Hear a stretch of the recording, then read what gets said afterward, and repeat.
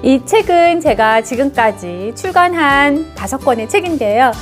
저처럼 이렇게 책을 내고 싶어 하시는 분들 분명히 계실 거라 생각합니다.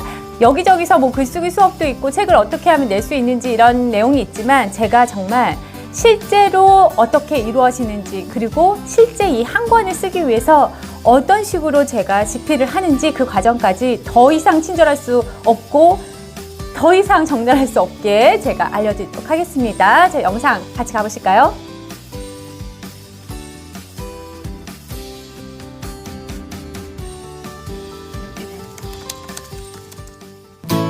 안녕하세요. 소사장 소피아입니다. 제 책을 혹시 읽어보신 분이 계신가요? 한 권이라도? 네, 제 최근에 낸 책은 요 2권. 2019년도에 그 해에는 같이 2권을 냈고요. 하나는 재테크 책, 하나는 유튜브 책이죠. 네, 이렇게 돼 있고 저의 첫 번째 데뷔작은 사실 이 책입니다. 다사목스에서 나온 재테크 책. 그리고 그 해에 또 같이 이걸 탈고하고 쓴 책인데 이 책이 먼저 나오긴 했어요. 요거는 베이징 유학 창업하고 사업하시는 분들, 중국에서 살고 있는 한국인들을 인터뷰한 책인데요. 도서관에 가면 있을 수 있습니다. 중간에는 요 창업책도 냈습니다. 네, 이렇게. 제가 이렇게 한옥샵에서 되게 예쁘죠? 여기서 웨딩드레스를 판매한 적이 있는데요. 그 이야기를 담은 창업 관련된 책입니다. 정말 다양한 분야의 책을 이렇게 다양하게 낸 저자는 좀 드물지 않을까 싶습니다. 그러니까 제가 원래 좀 관심사가 넓고 얕고 넓은 그런 지식을 갖고 있기 때문에 그랬던 것 같은데요. 사실 출간은 5권을 했지만 사실은 출간 계약서를 쓴 거는 이것보다 훨씬 많습니다. 계약을 하고 나서 편집하는 중간에 회사가 망한 적도 있고요. 또는 출간 직전에 제가 이건 아닌 것 같아서 파기를 시킨 경우도 있고요. 네. 회사 사정으로 출간이 취소될 때는 제가 받은 계약금은 안 돌려주셔도 되지만 제가 마지막에 파기를 할 경우에는 제가 계약금 보통 100만 원이거든요. 100만 원을 다시 돌려줘야 되는 그런 경우도 있습니다. 그런 것까지 따지면은 사실 계약서를 체결한 거는 한 7, 8번 정도 된 것 같습니다. 먼저 출간에는 자비 출판이 있고요. 이렇게 출판사에 의뢰를 해서 단행본을 만드는 것도 있습니다. 자비 출판의 경우에는 자신이 돈을 냅니다. 이 책을 인쇄하는데 필요한 그런 돈을 몇백만 원 내는 걸로 알고 있습니다. 돈을 적게 쓰면서도 책을 낼 수 있는 방법으로는 또 요즘에 많이 하시는 전자출판도 있는 것 같아요. 그죠? PDF식으로 원고를 그냥 인터넷으로 발간을 해서 이북처럼 인터넷으로 화면으로 볼 수 있는, 그러니까 종이책이 아닌 거죠. 네, 그런 것도 있는 것 같습니다. 하지만 결국에는 그래도 많은 사람들은 이런 정식 출판사에서 나온 이런 종이책, 단행본을 출간하기를 많이 바라는 것 같고요. 그리고 이때는 돈을 받고 출간을 하는 거죠. 계약금부터 받고 그리고 책이 나와도 또 돈을 받습니다. 그 인쇄에 맞춰서도 또 돈을 계속 받고. 그러니까 내가 사실은 책을 쓰는데 돈이 드는 거는 전혀 없죠. 다만 이렇게 되기 위해서는 출판사가 이 책을 팔았을 때 돈이 된다고 판단이 서야 합니다. 그게 제일 중요하고 그 문턱에서 많은 분들이 좌절하시게 되는 것 같아요. 저 역시도 어떤 원고는 정말 뭐 100군데 정도에 넣었는데 결국엔 포기를 한 원고도 있습니다. 대부분의 포기되는 이유는 뭐냐면 타겟이 작았을 때가 1번인 것 같아요. 타겟층이 너무너무 작았을 때 제가 실패한 원고는 자연주의 출산을 하는 내용이었거든요. 그래서 자연주의 출산에 관련된 내용으로 책을 한 권 만들고 싶다 했는데 임산부를 대상으로 하는 것도 원체 작은 데다가 그들 중에서도 자연주의를 선택할 만한 사람들을 대상으로 만들기는 또 너무 작아지잖아요. 그러니까 돈 대기가 어렵잖아요.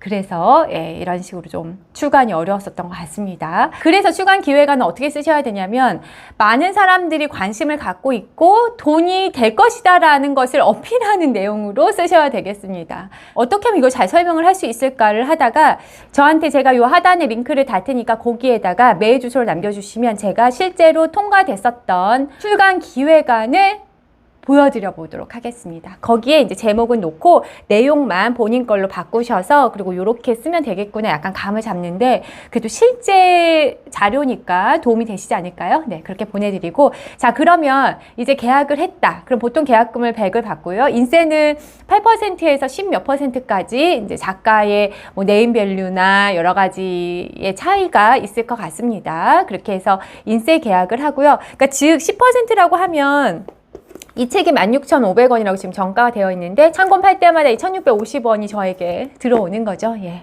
사실 지금 제가 첫 번째 책은 2009년도에 썼는데 지금 10년이 넘었잖아요. 그동안에 출판계가 많이 달라졌어요. 너무너무 캐파가 작아졌습니다. 사람들이 책을 안 읽습니다. 이 넷플릭스와 유튜브 때문에 책을 안 읽습니다.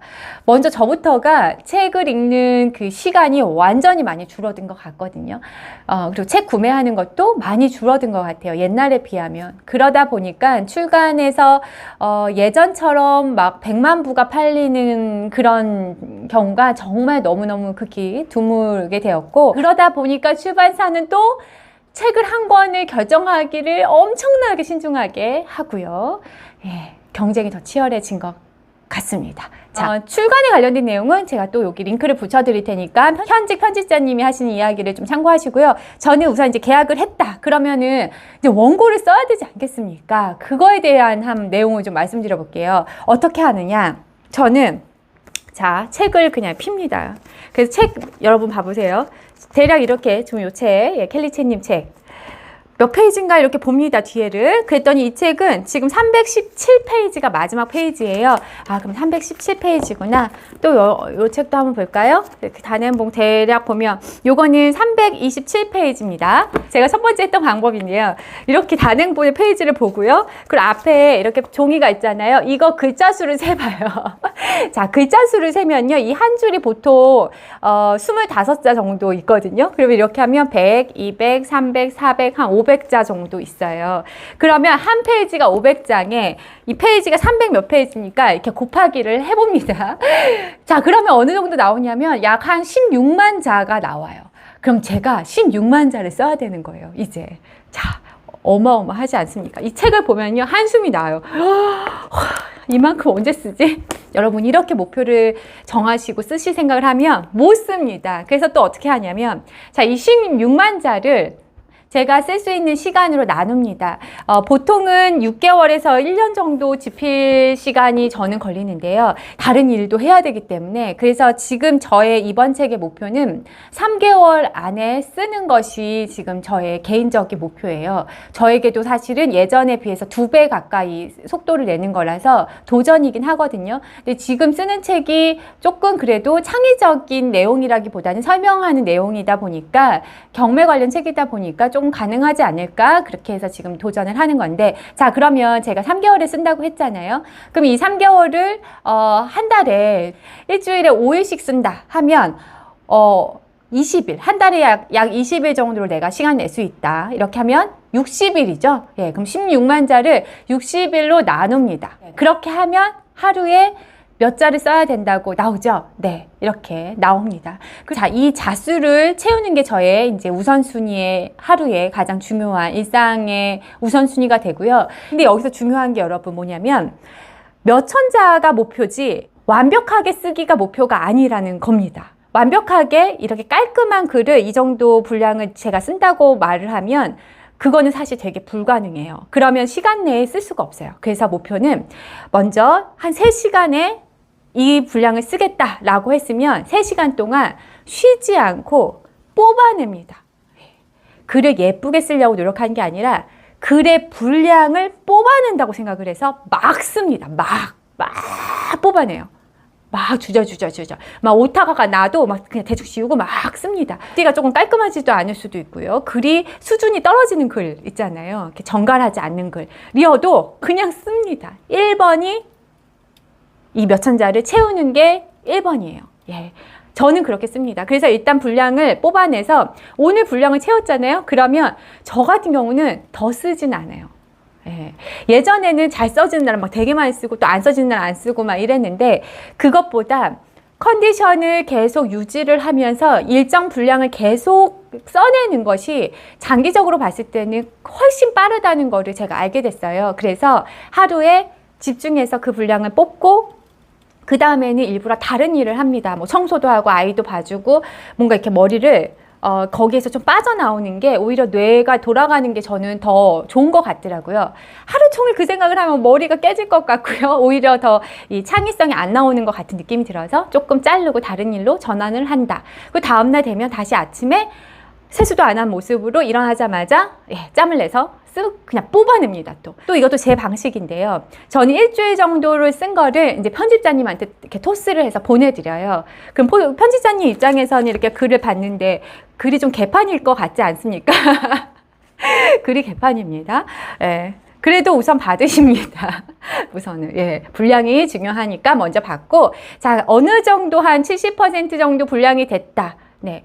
그럴 경우에 다시 이제 쓰는 패턴도 약간 잡히고요. 그리고 이 방향, 이 출간 방향도 약간 잡힐 때 즈음이거든요. 그럴 때 다시 이제 뭐 처음부터 이렇게 예쁘게 수정을 거치면서 이제 완성도를 높여가면서 또 그때그때 쓰다 보면 또 생각나는 주제를 이렇게 또 빼내가지고 다시 목차를 빼가지고 한 꼭지를 또 완성하고 이런 식으로 해서 나가게, 그런 식으로 나가는 방법으로 한 권을 채우는 편입니다.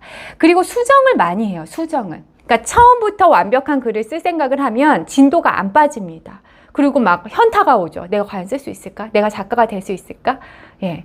근데 그냥 분량을 빼놓고 수정을 하고 또다시 그 다음에는 이제 큰 소리로 읽어보기도 하거든요. 저는 제 책을 큰 소리로 읽어봐요. 나는 가끔 이런 생각을 한다. 부자들은 어쩌면 돈을 많이 버는 능력을 가진 사람이기 전에 돈을 많이 빌릴 수 있는 능력을 가진 사람들일지 모른다. 뭐 이렇게. 왜 그러냐면 책이 가독성이 좋아야 된다고 생각하기 때문이거든요. 그러니까 읽는데 딱 막히면 뭐가 글을 수정합니다. 그래서 술술 읽히게. 그렇게 써야 보시는 분들도 술술 읽으실 수 있으시거든요. 그래서 가독성이 중요하기 때문에 저는 수정을 많이 하고 막 읽으면서 수정을 좀 하는 편이에요. 그렇게 하면 완성도가 뒤편에서 막판의 완성도가 되게 높아지기 때문에 1번은 분량이 중요한 것 같고 그 다음에 이제 완성도를 높이는 거. 그러니까 초보자들은 이 두 가지를 병행하기에 어렵습니다. 정말 글재주가 진짜 뛰어난 사람들이 아니고서는 어려운 것 같아요. 그래서 저 방식을 오히려 초보자분들께도 추천을 드립니다. 하지만 지금 제가 말씀드리는 거는 문학계통은 아닙니다. 문학책은 전혀 다른 분야의 책이라고 생각해요. 그분들의 쓰는 방식은 당연히 시작할 때부터 뭔가 구도도 있을 것 같고 뭔가 한 문장 한 문장이 되게 예술이어야 될 것 같고 잘 모르겠습니다. 제 분야가 아니라서. 보통 이제 다른 실용서나 뭐 경제경영서, 자기계발서, 뭐 에세이까지는 제 방식이 좀 좋다. 네. 이렇게 해서 이제 쓰는 모습도 좀 보여드릴게요. 주방 한켠에 마련된 제 작은 책상입니다. 이곳에서 매일 글을 쓸 예정입니다.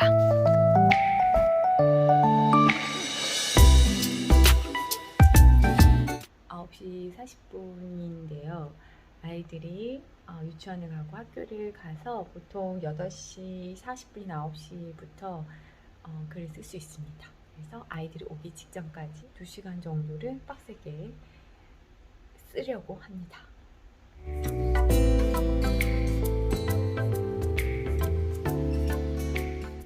네, 이렇게 해서 쓰면 하루하루만 그냥 바라보고 하루하루의 목표치를 채우다 보면 제가 예상했던 그 3개월, 뭐 6개월 이 시점이 비슷해졌을 때에는 책이 책 한 권이 나올 만한 분량이 완성이 되더라고요. 그래서 이렇게 좀 뿌듯한 결과죠. 애를 한 명 낳는 심정으로 온 힘을 쏟았던 이런 결과물이 나오고 또 어디가 중독인 것 같냐면 진짜 쓰면서는 맨날 그런 생각이 들어요. 내가 미쳤지. 이거를 쓰고 있지.